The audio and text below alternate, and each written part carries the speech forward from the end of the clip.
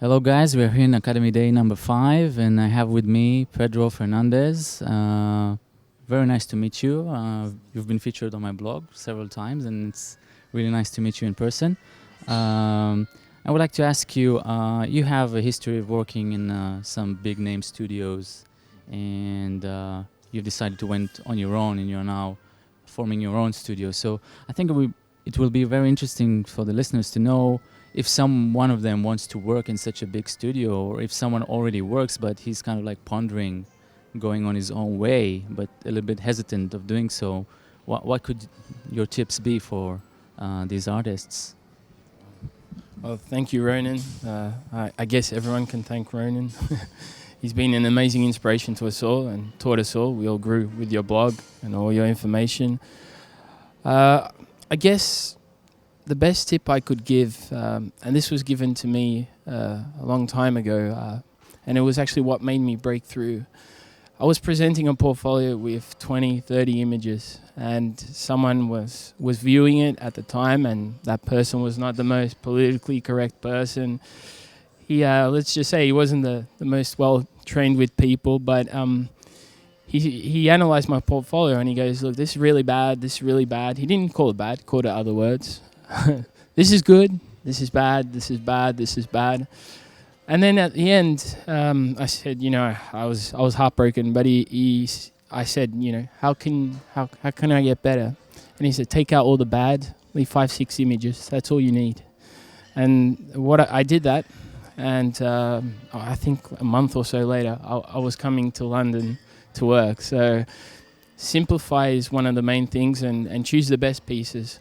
Another one is probably, practice, get to a level where you see that your work fits in with a company's work, and it's at a similar level. Sometimes companies, they're not looking for guys that are amazing at post-production, they're looking for guys who are amazing at 3D. So there's, specialize in something, get good at it, and that company, if they see your work, I'm sure they're going to go to you, In companies, it's very stratified, and there are various types of departments and studios. And what really happens is you kind of end up sharing the studio with other people who do different tasks. Everyone gets to do a different task and what they're specialized in.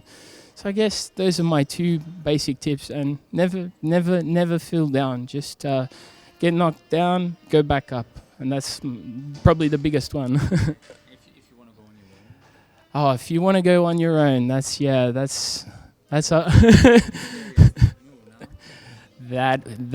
it's risky, but at the same time, I think it's the most rewarding. I have so much more stresses now, and I still do images. I still love doing them, and I guess to go on your own, it's just having the mindset that you want to do it, and actually, meeting people, knowing the people who are asking you for work.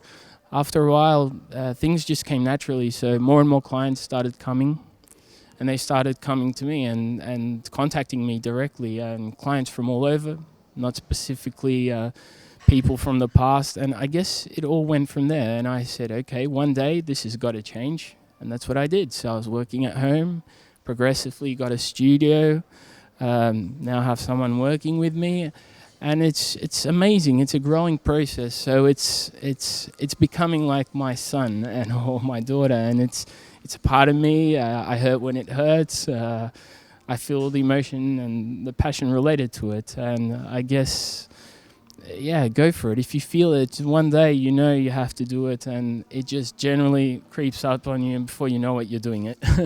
So I guess that's really what I can tell people, and the way that they can get into things. So I hope that answers. Sure did. You're also an architect, and you've practiced architecture before, so I would like to know how that comes into play in your daily work, because obviously there are 3D artists who didn't study architecture, but they are representing architecture, they showcase architecture. What's your advantage in being one? I don't know if I have an advantage. After I went to London, I learned that there was just so many people from so many areas, and I thought, in the beginning I thought, oh, I was quite advantaged because I do architecture, but no, I learned so much with all these other people.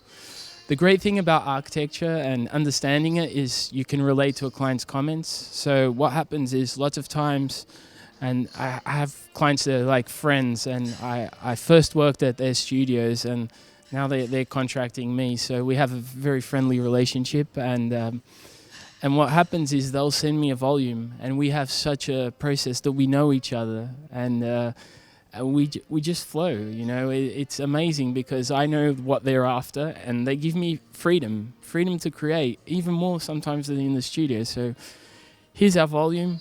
We want louvers, we want this, we want that. This is our basic scheme, and from there you create it. So that it's a back and forth. So I feel like I'm back in the studio in that respect, and yeah, and I guess it's really good to have that background, and I think I do the fun part of architecture, you know, and I get away with the fun part, and I guess in that aspect it's really, really good, and to be an architect and understand and relate helps a lot for sure.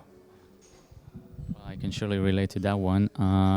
So to wrap it up, final question and a remark on your body of work. You have certain style to it. Obviously, you're influenced from cinematic works and from sci-fi works. And I was wondering if you can maybe comment a little bit more about it and how does that come into play with your clients? Because I would imagine not everybody loves Blade Runner or Ridley Scott movies. So how does that come into play? Oh man, so badly. Yeah, I very rarely get away with anything to do with Blade Runner. But yeah, it's really hard. I was inspired. I grew up on Blade Runner. I grew up on Star Wars. I grew up on all these amazing movies. I remember in primary school, I was going with my dad to cinema to see. I was 6, 7, and I was seeing PG-15 movies. I was seeing, you know, all my friends talking about The Lion King, and I was talking about, I don't know, Die Hard or something. And it's not the best choice, but that inspired me a lot. And I think these reminiscent memories stay in your brain as a child, and you output them through various ways. And when I came to work with visualization, you know, it was a freedom to do something. And we saw yesterday one of the pieces that I showed, one of the map painting pieces, and that was like a mark in my career. But I never did anything related to map painting directly. But it was just the feeling that now I have the tools to create.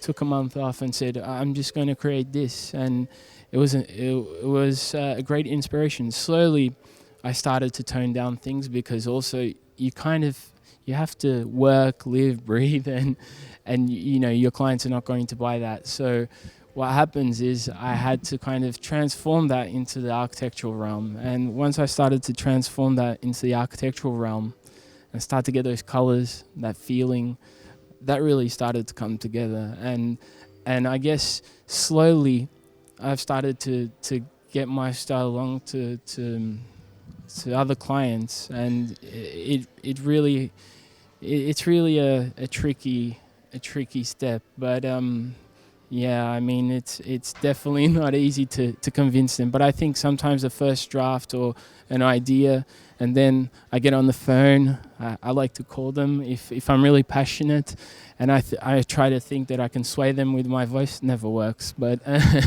but I guess yeah, this is their baby, and they want to see their baby in the best lights, as I, when I take on their stuff, want to do for them. So yeah, it's very tricky. So Cool. Okay, so thank you very much. Okay, I know you have another session to do, so we'll cut this short and we'll see you in the next video. Ciao.